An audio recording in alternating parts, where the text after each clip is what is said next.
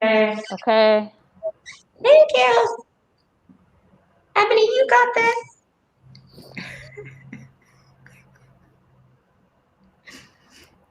And we're up. Greetings, everyone. Thank you so much for joining us for the premiere of We Remember, We Restore. I'm Ebony, the founder of Afrikanation Artists Organization, and Marie, my co-curator, is here to share the debut of We Remember, We Restore. Hi there, I'm Marie Casimir, director and founder of Djaspora Productions. We are so happy that you're here tonight with us as part of this premiere. And so myself and Ebony Iman Dallas are here, as well as J'aime Griffith. And I hear there's a bit of so as well as Dr. Kantara Souffrant, who is joining us. And Dr. Kantara Souffrant, I just want to make sure I get this right, y'all. She's a Haitian American artist, scholar, museum educator, and curator who brings her passion for community engagement, dialogue, and facilitation to her work as a performer, educator, and community member. Kantara currently serves as assistant professor of the Northwestern Global Arts History and Visual Culture at Illinois State University. She's also the inaugural curator of community dialogue at the Milwaukee Art Museum and has graciously offered to join us as our moderator tonight. All right. Thanks. Welcome. Thank you, Kantara. Thank you all. I'm so excited to support your work.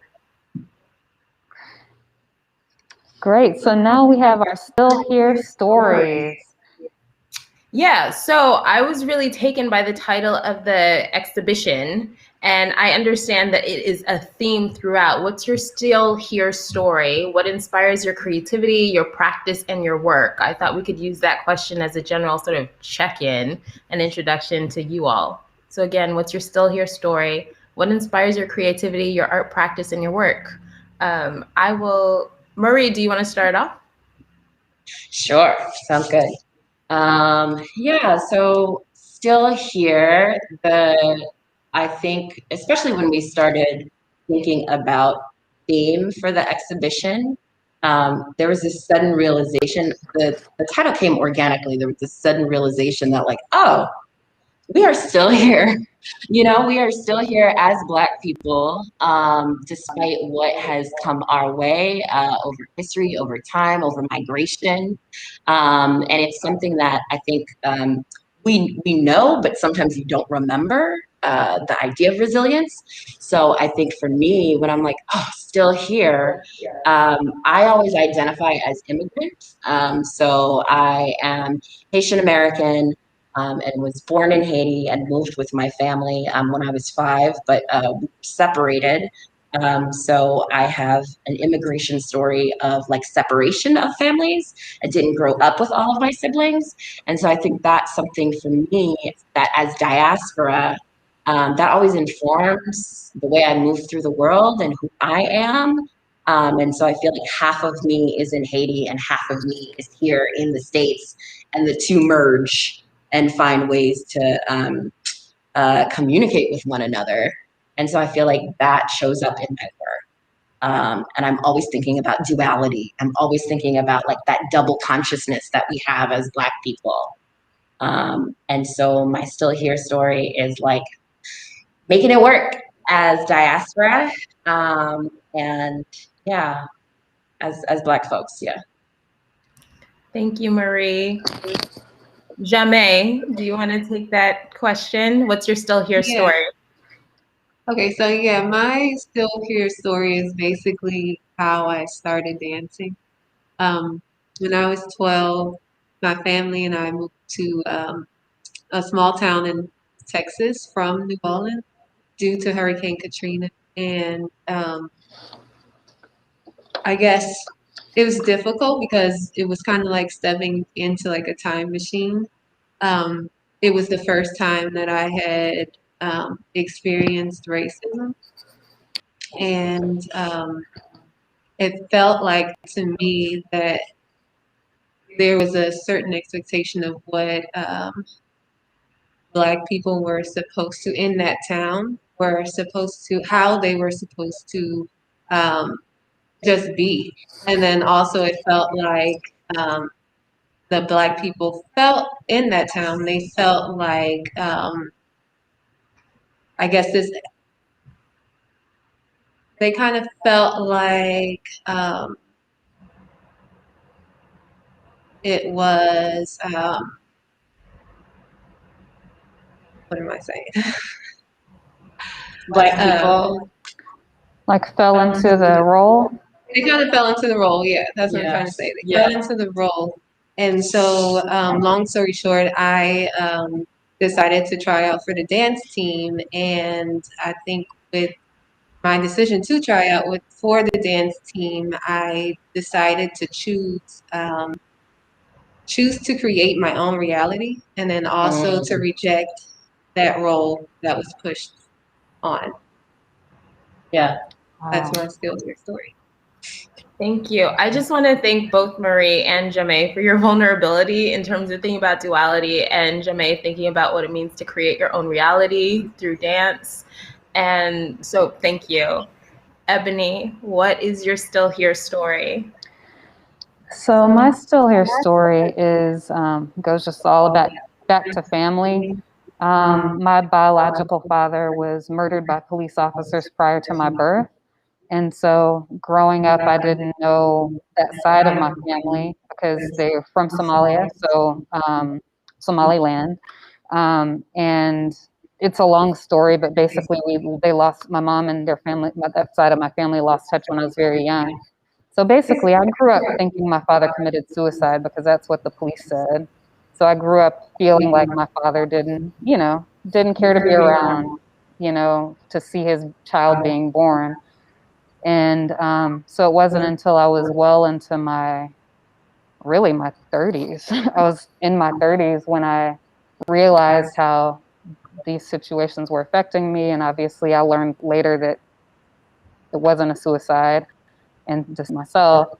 And it was just a long healing process that I had to go through. But I'm thankful that I went through it, with counseling and talking about it, writing about it, creating artwork about it truly helped me through the healing process. And I can't say that that it's like complete because I feel like it's probably going to be a lifetime thing, but I know I've come very far. So that's my still here story. Thank you, Ebony. Thank you. And Kantara, please share your still here story with us. I feel like my still here story has resonates with all of what you all have shared. So similarly to Marie, I identify as Haitian American, but I was born in the US. And so for me, there's, bring in the joy. Y'all might hear a toddler in the background. This is COVID time. So yes, let's acknowledge. We have a puppy dog in the background, so. But I would actually say these moments where I get to meet with you all and have joy reminds me of why I'm still here. So I grew up Haitian in the 90s, and so I'm hyper aware and sensitive to the visual representations of Haiti that exist and that are existing now, right? As Haiti is fighting to sustain democracy and overthrow what is pushing to be a totalitarian regime. So I think that for me, art is the vehicle that helped me to reclaim Haiti and Haitian identity on my own terms and to not be ashamed to call myself Haitian and Haitian American. And art is also the tool that helped me to understand how Haiti connects to the larger African diaspora and also Black American experiences, and also thinking about Haiti as freedom. So I think my still here story is really using art as a way of always thinking about new presentations of Haiti, but also art as a site of liberation and joy and creativity for past, present, and future. So thank you all for your show. Thank you. Awesome. I feel like snap. Same. Oh, my bad. I want to say I love that introduction because it feels like this show just feels like it is about presenting the full spectrum of our experiences. I think there's a way in which all of our stories have elements of pain, but there's also great joy and possibility and potential in that. And that's one of the reasons why I had to say yes to Marie when she asked me to moderate this and to witness the premiere of this performance. So Marie, do you want to introduce the film that we're about to view and premiere for the world? Wow. I do. Thank you. And thank you for that. That was lovely to open up the space. So we are about to see Remember We Restore, which more about, but J'aime and I started singing in that space in the conservatory at Myriad Botanical Gardens in late December. And so through the cold months, as it's really cold here, but through the cold months of winter, we had this beautiful tropical space that we knew we were going to go to on a regular basis. We were going to meet up and we were going to dance and we were going to sweat, even in our masks, and we'd be in communion with each other. And I think both J'aime and I didn't really have that opportunity outside of that. Yeah, I don't know if you want to say anything about that before we get in, but No. yeah. So there's a lot to it, but I just wanted to say that before we see it, that this was a saving grace for us during difficult, cold months, and also COVID. Yeah. So Yeah. we hope you enjoy it. Thank you. All right, let's go. Real tape.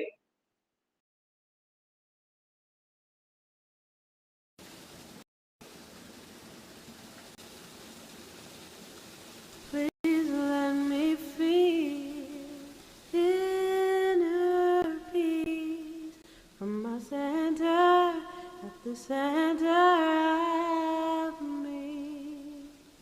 Please let me feel inner peace from my center at the center of me.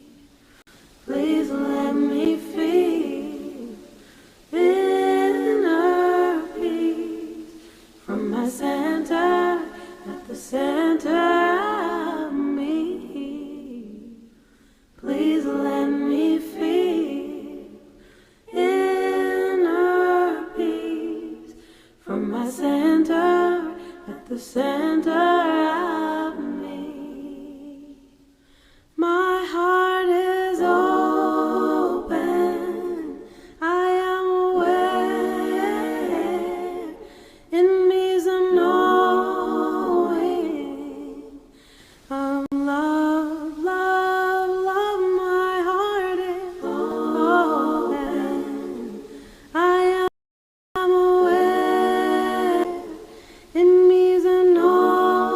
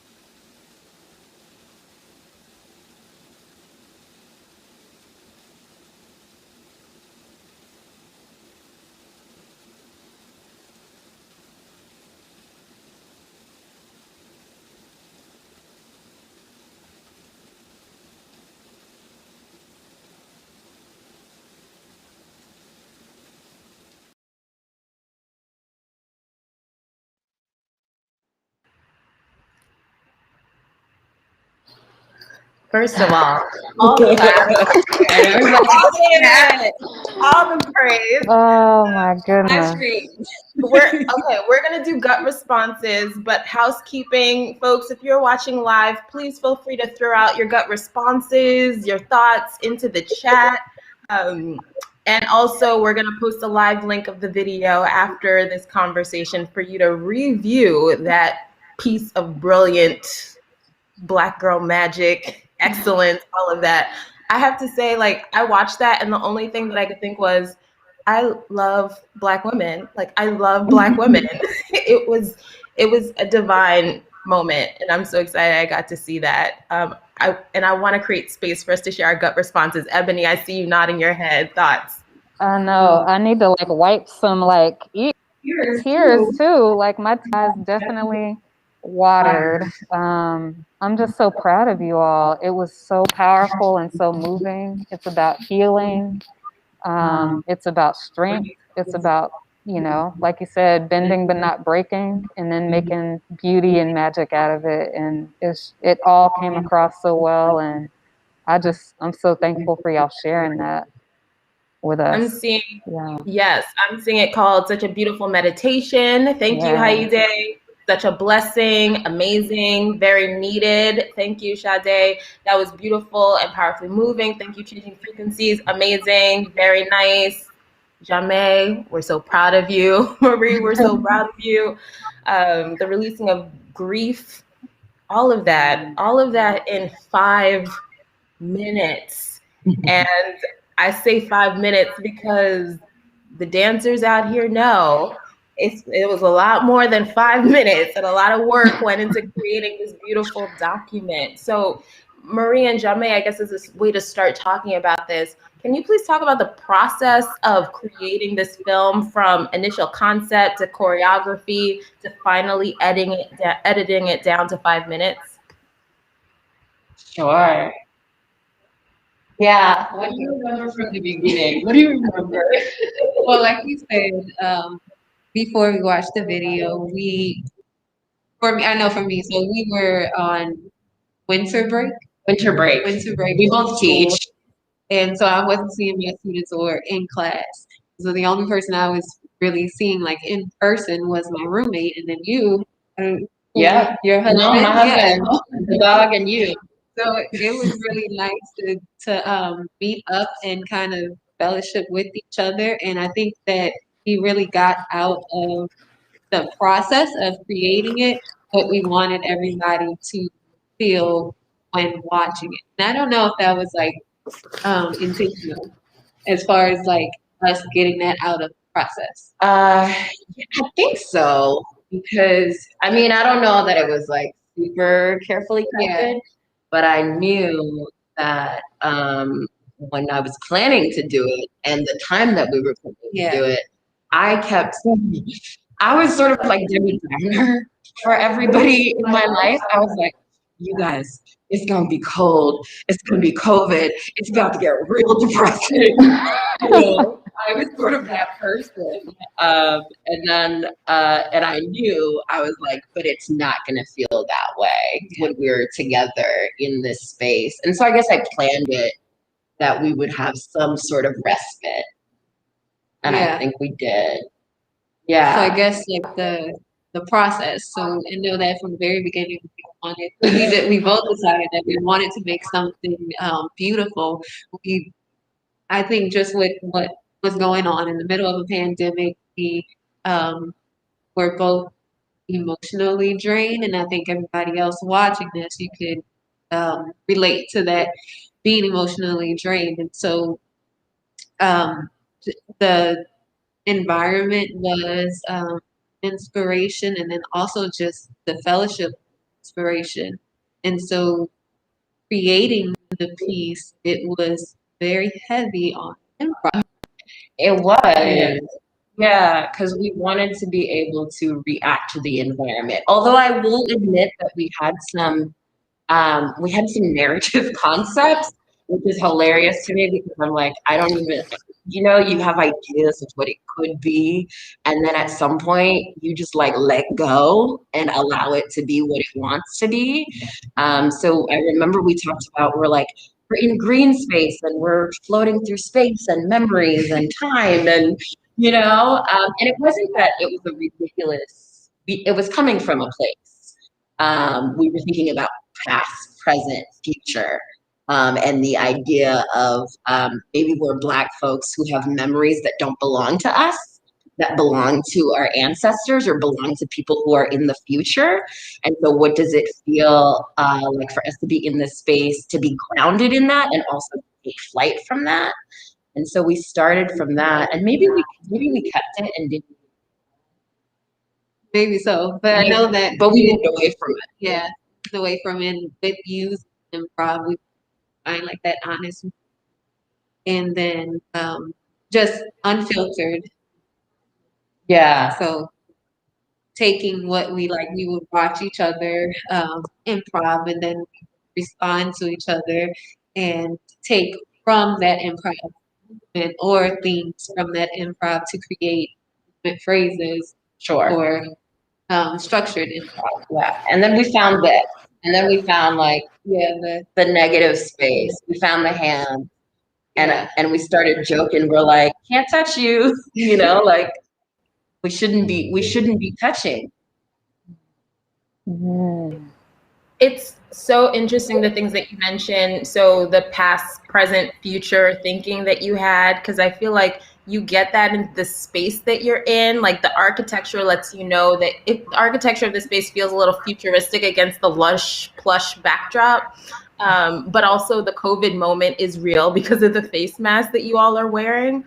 But the other thing that you're talking about is touch, Marie. And I feel like while watching this piece and hearing that you guys improvised it, so you didn't have any set choreography that you started, you were really working and speaking to each other through each other's bodies. Can you talk about what that experience of touch was like, to touch someone else who's not in your pod? Because I felt like there was a lot of touch in the film. And I think that was one of the things that maybe touched me the most about witnessing it, was seeing two people coming together in this moment and moving alongside of each other in these sweet moments where you guys are resting on each other or holding each other or mirroring each other. Can you talk about how touch worked in the piece for you? You want me to go? Yeah, I'd go. Yeah, I think so. In the beginning, we were working out not touching. What does it feel like to not touch and still have energy between two people who are not touching? Because that's so much of what we're doing. And so then it became can I touch you, right? And so we already had this trust, right? Our rehearsals, we were in masks. We did, just so folks know, we got COVID tested. Every time we shot we were COVID tested. And so anytime we don't have masks, we were in each other's little pod, I guess. And so then it became about, if we're not going to touch for a part of this, when we do touch, it's going to be so special and it's going to feel so important. And it's going to feel, and we touch in very specific ways. Yeah. We share weight. Mm-hmm.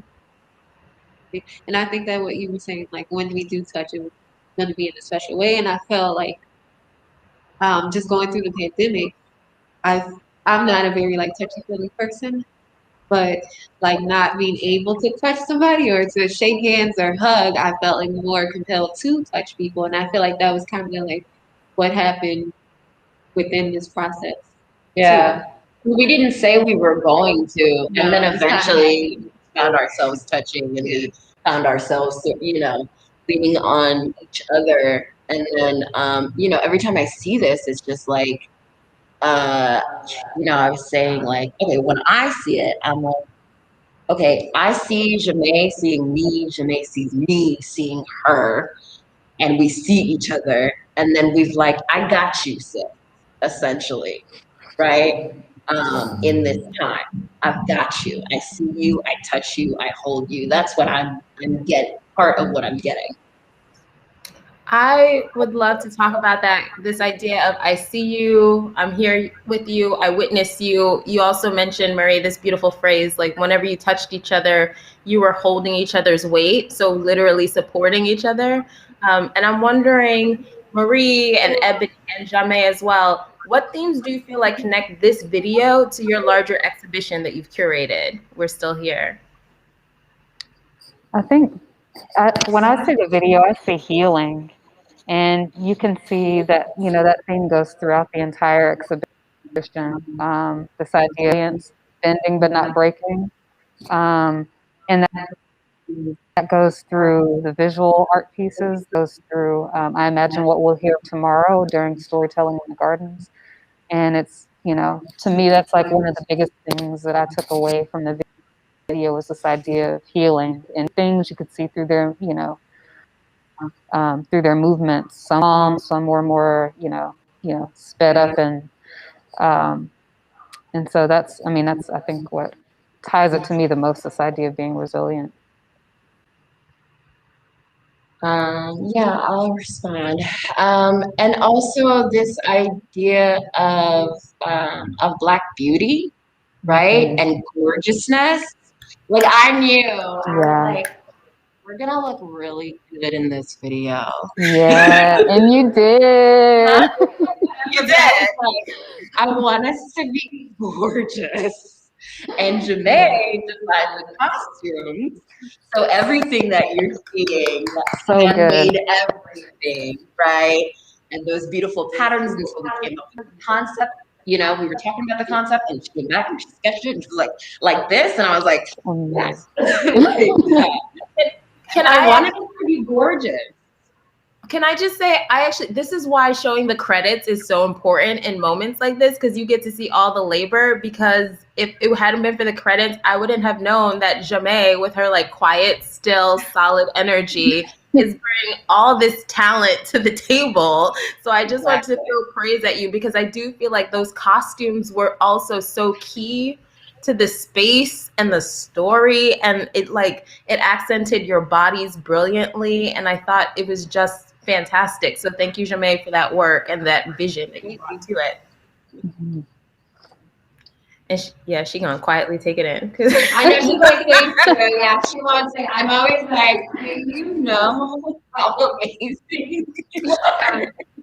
I also want to note that folks who are watching live, please feel free to throw your questions into the chat too. And I want to acknowledge that people are talking about how they see the sisters' reflections, they see connected to spirits, they see ancestors, they're acknowledging the beauty of the costumes.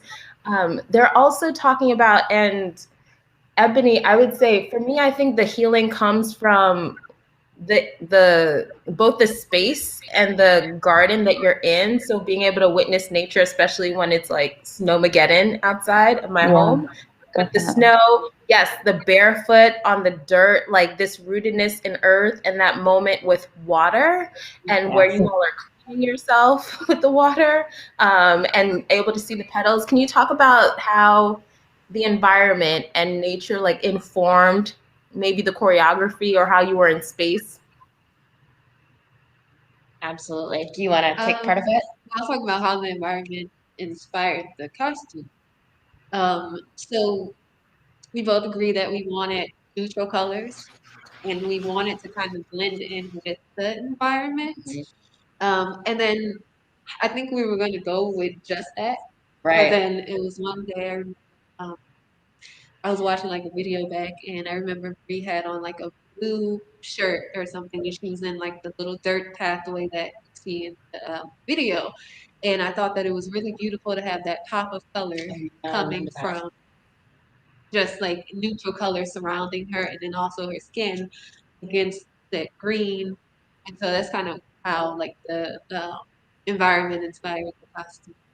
So yeah, absolutely. And then as far as we thought about the difference between the flowers, I would say, like, especially like when we're in that green that very green lush space next to the trees, right? We're literally resting against the trees, or I'm resting against the trees, and Jaime's weaving in and out of that. So I don't know that I don't think I thought about it. Yeah, I think because it just that was kind of the last it thing just that was. started. It just led to us being, I know I wanted us to be like in the environment. Every time you saw us, we were interacting. So I'm grabbing onto the wood post, right? And part of that is to, like, I guess, help stay upright. It was real slippery that day, but to help stay upright. But I knew I wanted us grabbing onto the physical things that were there. We also were on the bridge. And at some point, we grabbed onto the bridge, and then we let go. And so, even not just the plants, but the structure of the gardens inspired. And I don't want to go too long. You asked about the water, and can I just talk about that really quick? Please. Um, so the water and the petals. So I've been doing these flower baths all year, in little bits and pieces of performance. So I've done it outside, and then I've done it for the screen. And I don't, I mean, I know where it comes from. There are a lot of folks who do ritual as like herbs and in water. And in Haitian culture, I know like there's like parsley. You wash with parsley and lemon, and your lime. Usually, I think that's like a New Year's ritual. I'm sure you could speak to that as well, Kantara, but I've been thinking, and lots of other cultures, right, as ritual practice, as a way of cleansing, as a way of renewal. And so I've been doing these flower baths, like all year. And I knew when we were doing this, I was like, we need to wash some things away. We need to wash some things away to renew, to set for whatever is coming next. And so I guess that was a really special um, portion that existed before this piece existed. Thank you for speaking to that, Marie, because I think that the water is really where the theme of healing came for me. And Ebony, you mentioned that as being something that you saw directly connected to the show. And in our offline conversations, Marie and Ebony, you all mentioned that you were so deliberate in curating an interdisciplinary exhibition. Still Here, the Cosmology of Black Resilience features dance, storytelling, poetry, painting, embroidery, photography, and film. Can you talk about why you were so determined to create a space with all these varied art forms? Why was that so important to you?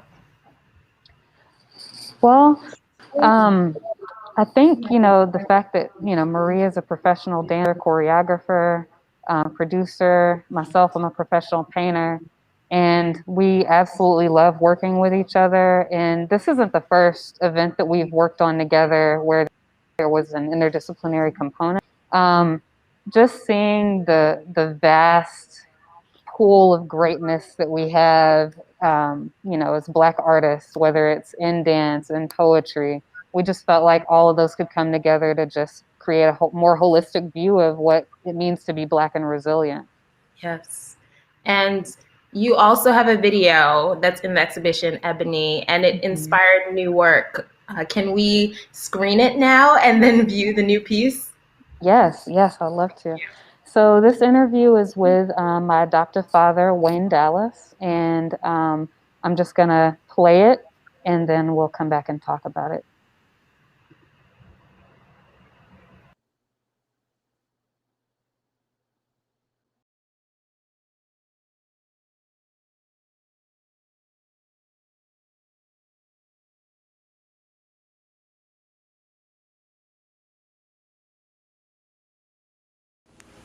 My name is Wayne Franklin Dallas. I am 66 years old. I was born in Shawnee, Oklahoma. Raised primarily in Oklahoma City, but I did finish high school in Kansas.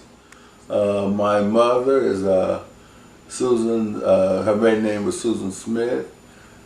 She was born in Purcell. Her mother was Carrie Smith, Carrie Shannon Smith, who was she taught in a one-room school for years in Blue Branch, Oklahoma. Eventually, when she got her master's degree from the University of Oklahoma, she started teaching in Washington, D.C. My grandfather on my mother's side, his name was Paul Franklin Smith. He was a medical doctor. Went to Meharry Medical School and was a practicing physician that had his little, they used to say, they had to say horse and buggy, but he had Ford that he used to drive around the community seeing patients. And he was killed when my mother was around 3 years old. And there's various stories about what happened. I'd always been told he was killed in a car accident. But years later, I heard that he might have been murdered because people were jealous of his resources, that he had cars, and most of the white people in this area didn't have cars. They or did not have the education that he had, and they thought he was being uppity. But that happened years ago, so there's rumors about it. I don't know any details, don't know any truth, but I do know that he died when my mother was around 4 years old. My father, his name was Willard Duke Dallas Sr. He was raised in Ada, Oklahoma. His father, Marcel Dallas, was a mechanic. Lucille Dallas, she ran a nursery, and she did work for rich people, which basically means for white people. She would go in their home and cook, clean up, and do things of that nature.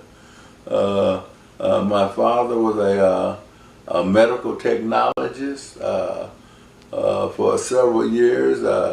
Ran the lab at the hospital, University Hospital, for several years, and then got called to preach, and started preaching, and left the laboratory, gave up his career, and started preaching the gospel. And he also ran Dr. Finley's lab for him for numerous years. Dr. Finley was a prominent doctor in the black community in Oklahoma City in the early in 1950s and 1940s.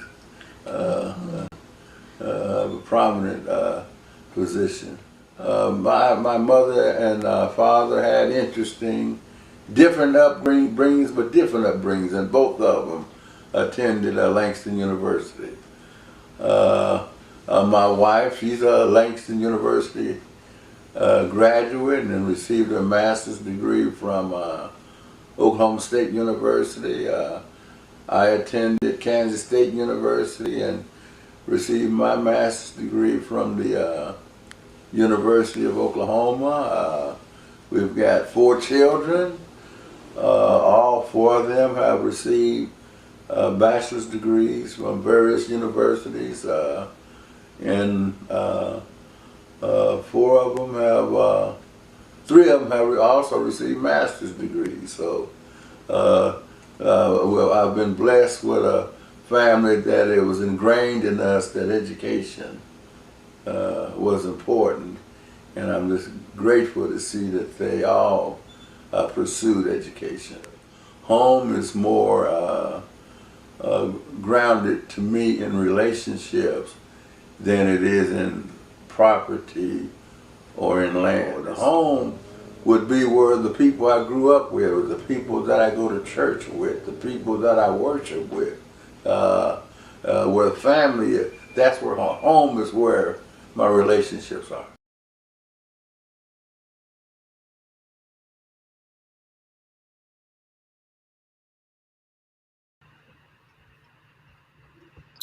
Okay, so now I'll pull up the painting image. It is, you know, everything that goes into this painting stems from that interview, and so I'll share it now.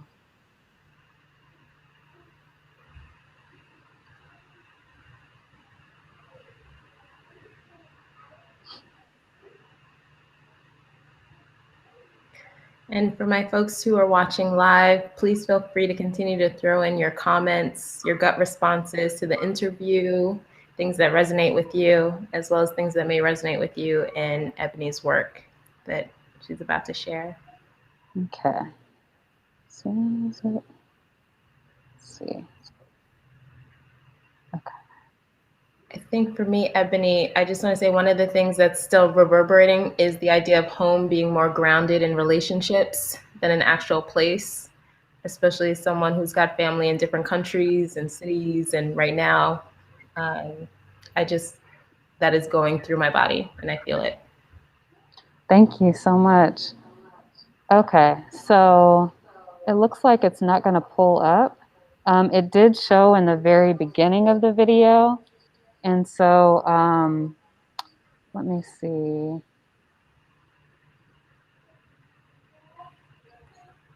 Yeah, for some reason it's not allowing me to share it.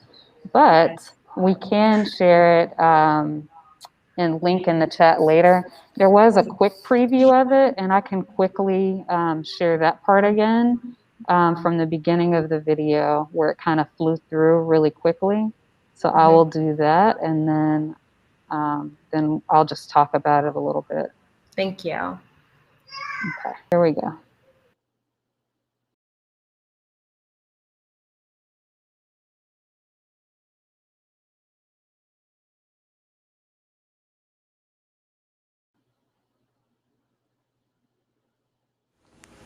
My name is Wayne Franklin Down. Okay, so that is the painting that I did.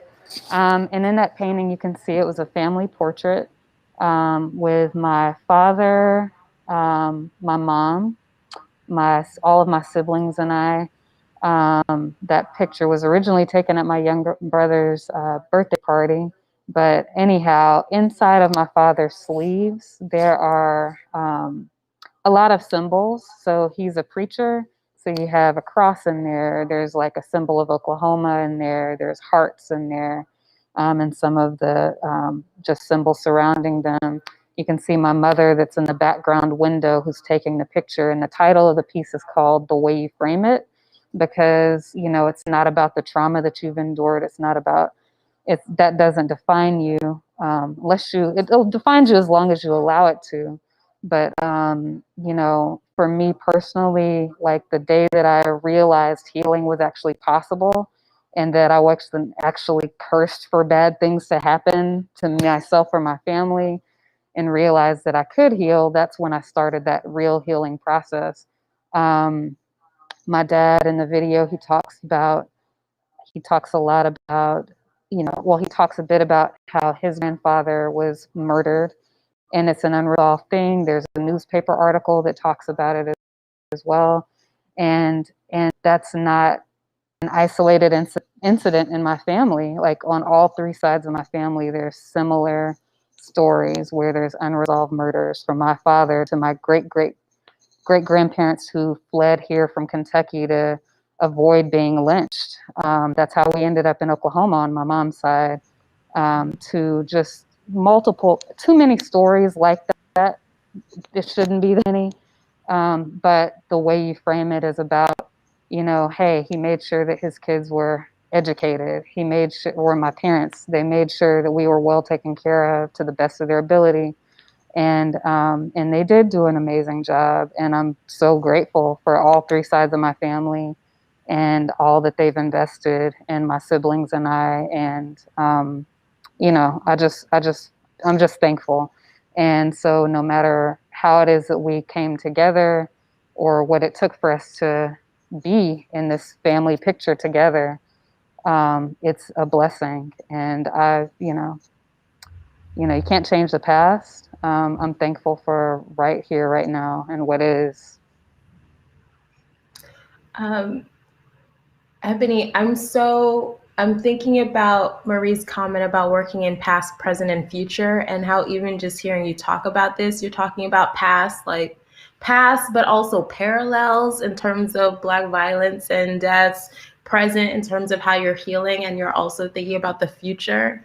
Um, I'm wondering, so I just wanted to connect those ideas. And someone is mentioning how you are working on being present and the family is beautiful and how you're expressing that energy. Did you find that talking and talking to your family and gathering these stories were also central, like being able to name these events and witness them was part of the healing process too? What was it like? Definitely. I've been working on a book for about 12 years, but I mean, in that 12 years, I've taken long breaks because it's a lot. And like I've collected so many stories and things that I didn't know much about, but in the process of like interviewing family members, I've learned so much, and it is traumatizing, but it is also a process for sure. Writing about it, doing paintings about it, like crying through, and during writing process, doing poetry, all of that, along with a counselor, have been definitely a part of my healing process. I feel like we need to pause right now and talk about how, like, we've mentioned counselors at different points, but like, yes, the importance of mental health and how Yeah. we're still here and in our survival, and also what my mentor Anike Sharpley would call workable crying, like crying through it and Yes. doing the work as you're crying through it. So yes. I love that. And I just wanted to say, I'm just going to take a quick minute to try to and pull up some sort of version of that image. Because my sis is always my hype woman. She's been doing it for me. And I want to hype her up. So I want to make sure that we get to see her work. So you all just give me a minute, but feel free to completely continue to discuss as I pull up that image. And I should say, Ebony, my first time seeing your work was through this show and the launch that you all had of the show. And one of the things that struck me was your color choices, the gold, like literally these gold, black and brown bodies that you're representing. Can you talk about that process and whether or not how you came to that color palette that you're using? Yeah, so the color palette is to represent the spirit of a person, not necessarily always focused on, to me, I like to think of people as who they are on the inside, and that being their true value, no matter what their outside color is. And so that's where a lot of those fiery colors come from, is to represent the spirit. And then besides that, I've always loved bold colors. Like that just kind of is just something that I've just always sort of swayed towards. And I remember in college, my professor saying, "Oh, Ebony, you like bold colors." And I was like, "Really?" Then I looked around my room in my house and I was like, "Oh, yeah, I can see what he's talking about." So bright, bold colors has always been a part. And then, oh, thank you for pulling that up, Marie. And then you can see like there's a lot of various textiles that are used. Obviously, like the colors are still kind of in the same range that I normally work with. But yeah, definitely just love all the colors. And then once I was able to meet my family in that's in Somaliland, and going places with my aunt in Kenya, and just like buying beads and jewelry and fabric, textiles, like the textiles that are used in this piece. Most of them are actually, well, there's a couple of the textiles shown that are from Kenya. And then a couple from, I think one's from Nigeria, one's from Ghana, and the other one's from Somalia. And so that represents, being proud of who you are and being proud of your heritage. And so those all come into my work now. And the gold, the actual gold leaf, it adds definitely another layer to the work as well, and an added richness to it. You know, Ebony, hearing you talk about the materials and them coming from Somaliland and Kenya and Nigeria, and also I'm going back to your dad talking about home is more grounded to me in relationships, because it feels like all four of us have migration stories. Like that's such a big part of our experiences. So Yeah. Marie and I were talking about Haiti and diaspora. Yes. You're talking about your family in Somaliland and Kenya, but also your dad's like naming these different areas in Oklahoma that people are from. And then J'aime, you talking about the relocation from New Orleans to Texas. Like that's such an interesting theme that we share, but I feel like it resonates with the show too, I imagine, in some capacity. Is that a theme that you've noticed other artists talking about, this like migration and movement and like still here, but home being wherever your peoples are? Mhm. I think, you know, all of our stories represent our levels of resilience. You know, no matter whatever reasons we're moving to the places that we are, you make it work wherever you are, and you do what you have to do to thrive and survive. So I can see that in all of our stories. Yeah, I think of that in like I think about actually how many of us have our like international diaspora migration. Mm-hmm. So like I'm Haitian American. Florine Demestein is Haitian American, has had her own migration. Musa Swala is an artist from DC, but originally from Ghana. And then, of course, Ebony's family history is based in Somalia and also African American, but like moving from, I think your folks moved from Kentucky, Kentucky, yeah. right? Kentucky to Oklahoma. And then Gay Paisley, her folks are African American from here, but also from Antigua. And then we also have Rana Purnell is African American, but is looking back at African roots, and she's got these beautiful goddess paintings, and it's just looking back at Africa in general, right? Africa as a whole. This is like so fascinating. I just have a like curatorial question. Did you all do that because you knew your artist had this sort of global connection? Thank you, Ayana, or did it just fall into piece that way? Like you knew people whose work you loved, and it happened to be that they were looking at multiple places and histories and experiences. I think it just fell that way, but it said yes. Like we put a call to artists out, and these are the artists that, you know, had the time as well as the interest in participating. But these are also people, most of them we've worked with before in some capacity or another. Musa Swala, who joined us from DC, this is the first time, but I really hope not the last time that we'll be able to work together. Um, and everyone, I think pretty much everyone else I've worked with in some capacity or another in the past. Most everyone anyway. Yeah, and I think a lot of them are identity shows up in some way in their work. Even, you know, sometimes we don't think about like identity showing up in abstract work, but Amina Butler has like really beautiful abstract work in part of this show. And she's looking at these different she's looking at different stones that are associated. I think some of them are associated with the African continent, but she also, I think, spent a lot of time in Japan. And grew up there. And so there's a piece where I'm like, I can see some hint of Japanese architecture. So as like a Black woman who also spent some time in Japan. And so you can't clearly see it, but it's there in the abstraction. And I don't know if she would say that, but I think you can see it. So I feel like our identity shows up in various ways. Yeah.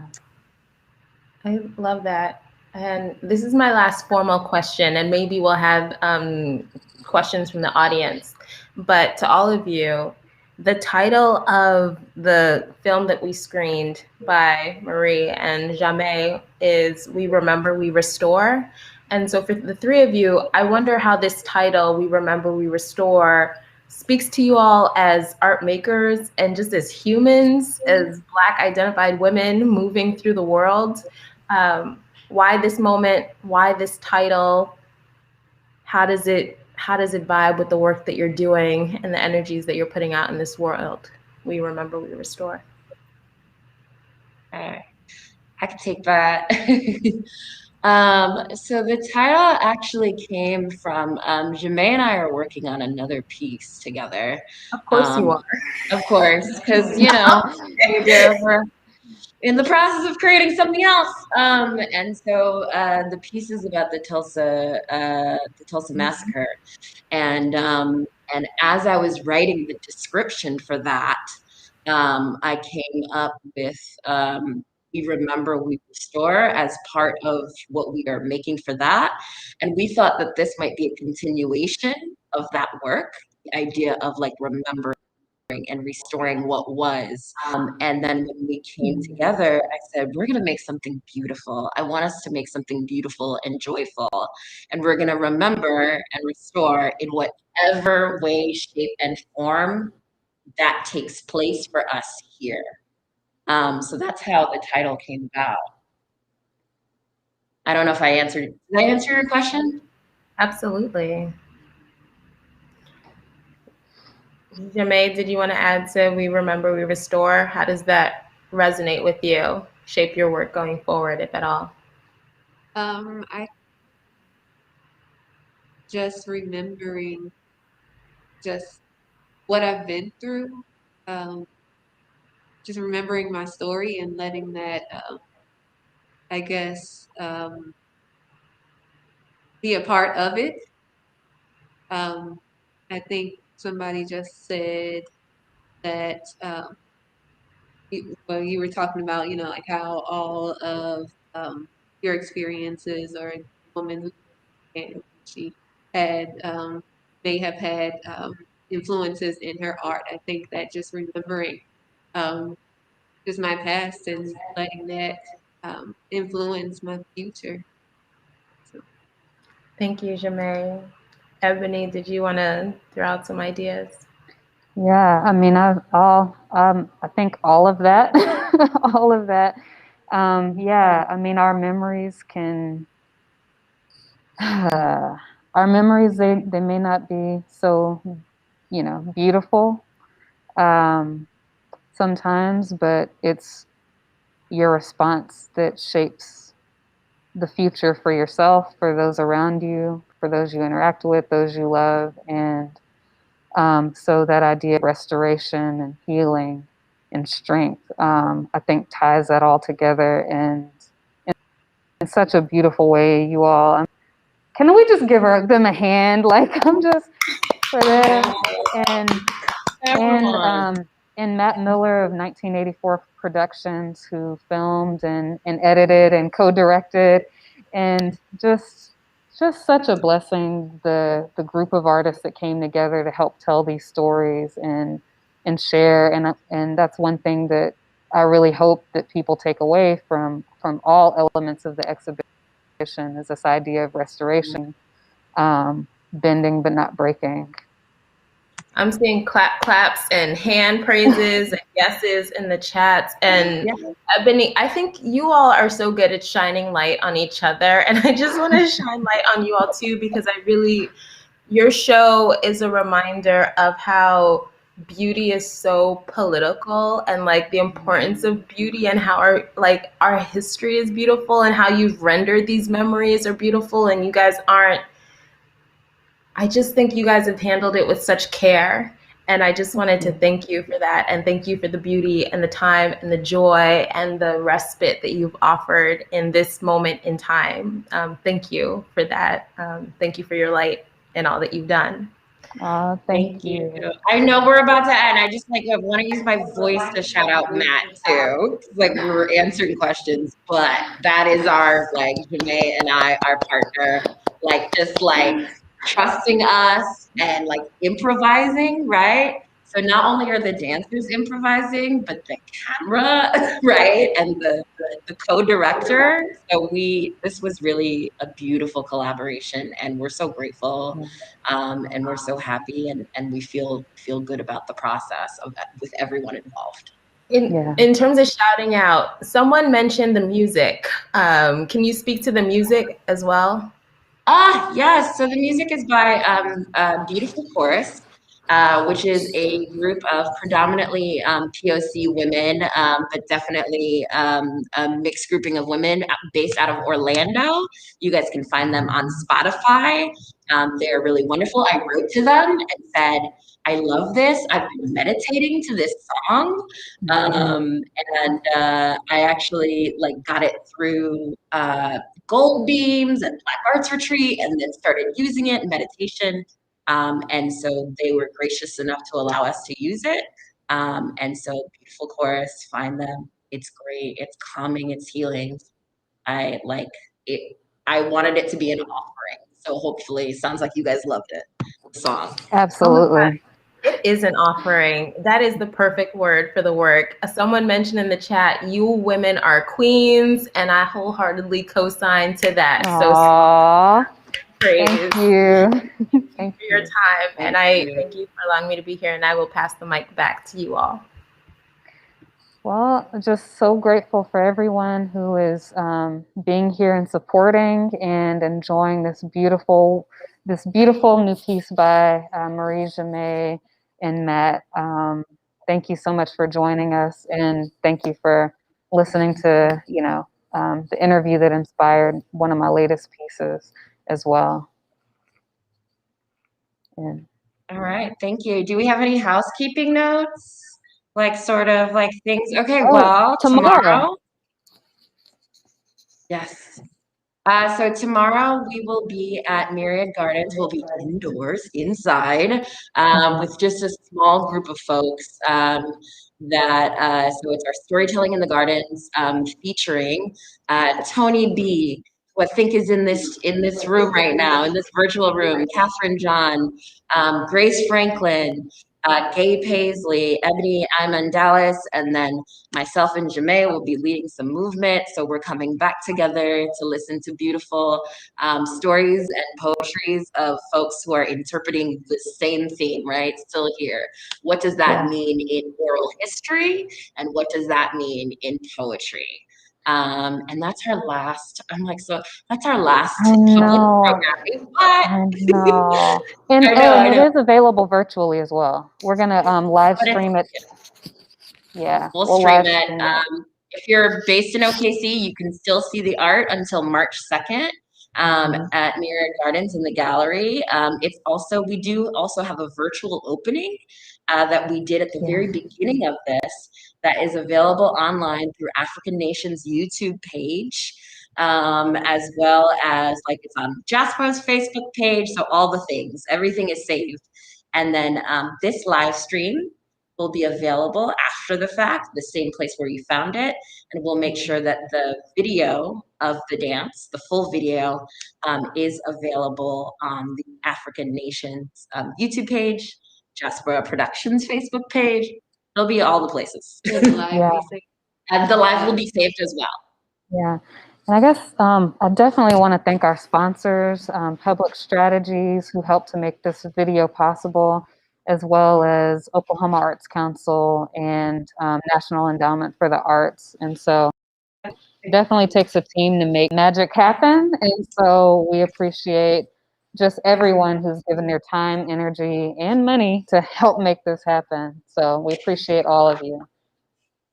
And those who've just, come to support in any kind of way. Thank you so much. So so please join us tomorrow, physically or virtually. And, as Marie said, we're up. The art show is up until March 2nd. So thank you for tuning in however you have. And buy the art, please. Buy Black art.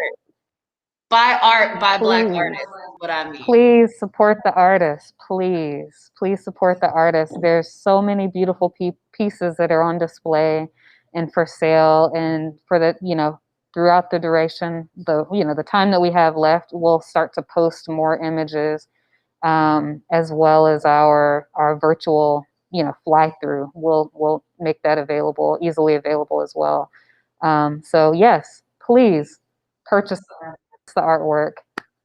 Supporting, it's February, Black History Month. Buy some Black art. You should buy it 20, but if we want to support, go ahead and support by purchasing some as well. But all right, well, you all have a good night. Anything else? Yeah, I think thank you. That was, thank you all. What a beautiful space we all just created together. And thank you very much, Kantara, for, yeah, helping us along, being our facilitator and asking Thank beautiful, you. beautiful, thoughtful questions. Thank you. Thank you all for Yeah. your work. Thank you for lending your genius to. Yeah. All right. Well, everybody Cheers. take care. Have a good night. Good night.